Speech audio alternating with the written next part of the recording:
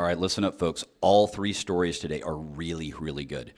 First up on the docket, WhatsApp says it caught NSO group running fresh spyware attacks against its users, and now it's asking a federal court to hold the Israeli surveillance vendor in contempt. You may remember NSO was ordered last year to stop targeting WhatsApp infrastructure. That order apparently meant nothing to them. And here's what Meta is alleging. Between late 2025 and early 2026, NSO operated a phishing campaign aimed at WhatsApp users. Instead of the zero-click exploits Pegasus is famous for, this round used social engineering. Simply put, malicious links designed to lure targets into installing surveillance code on their devices.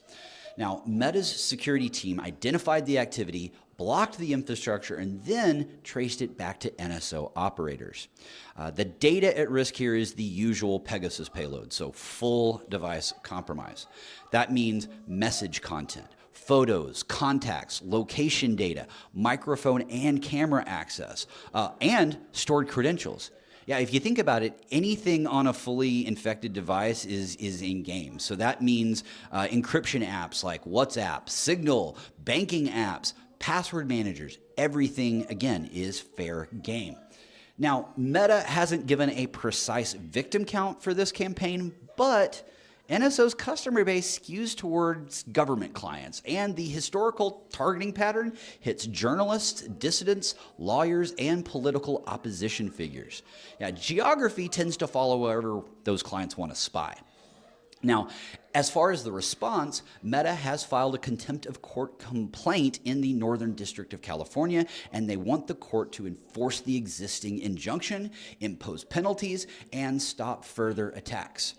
Now, NSO, for its part, continues its claim that the tools are only sold to vetted governments for lawful purposes. I don't know, the court order says otherwise.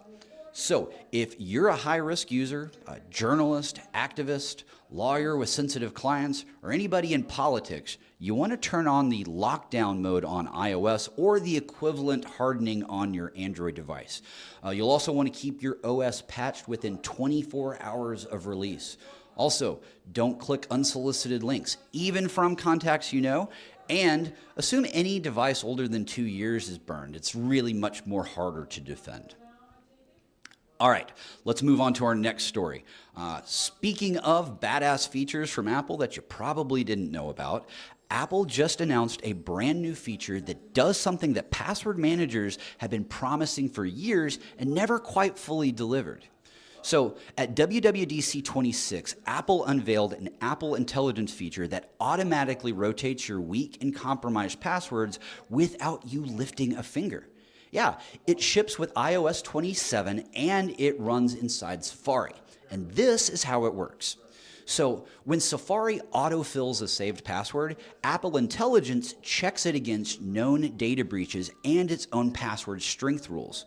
So if the password is weak or reused or shown up on Have I Been Pwned, the system automatically generates a new one, submits it through the site's password change endpoint, and then updates your iCloud keychain entry. So no prompts, no copy-paste dance, no forgetting to do this, and then 6 months later the website getting popped, none of it. Now, the interesting point to bring up here, okay, the technical piece that's really worth flagging is that this all relies on sites supporting this well-known password change URL standard.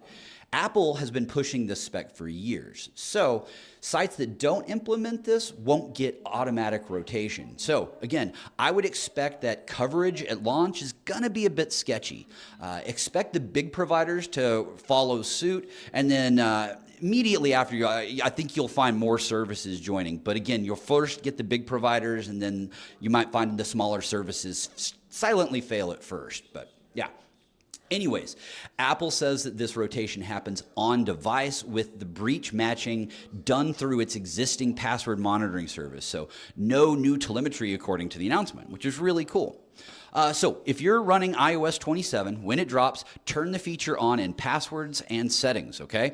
Audit your keychain now and delete dead accounts so that the system isn't trying to rotate credentials for services that you forgot about, okay?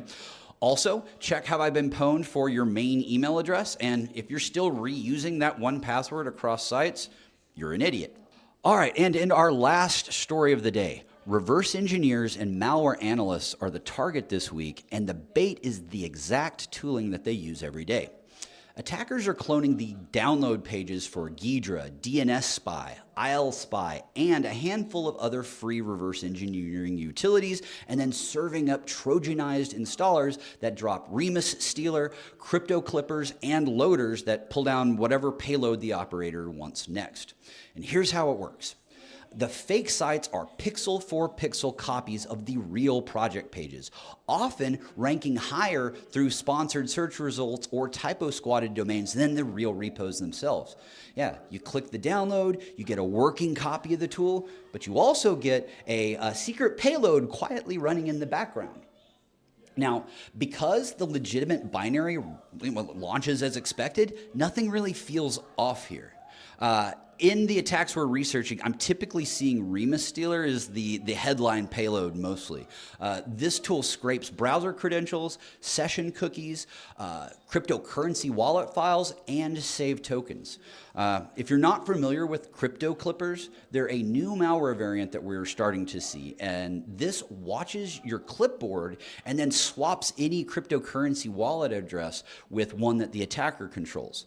So a routine paste during a transfer sends your funds straight to them, not to the intended recipient.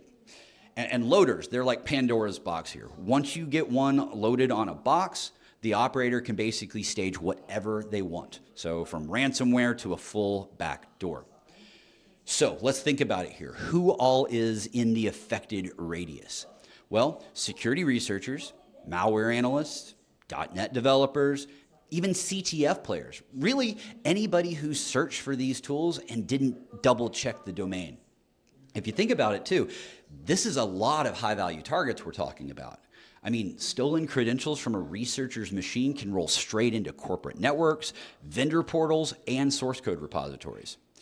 And also you need to understand that there's no central vendor to hold accountable here, okay? These are open source projects being attacked and impersonated. The maintainers, they don't run the fake sites that they're being impersonated. That's the GitHub or GitLab or NPM or PyPy problem, right? Okay, so what do you need to do? First, pull these tools from the official GitHub release pages and verify by the project URL, and do that by hand, okay?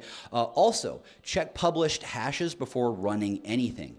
And if you downloaded anything from these recent search results, well, assume compromise. Rotate your browser passwords, kill active sessions, move crypto to a fresh wallet, and image the machine. All right, folks, I did promise those were pretty awesome stories, right?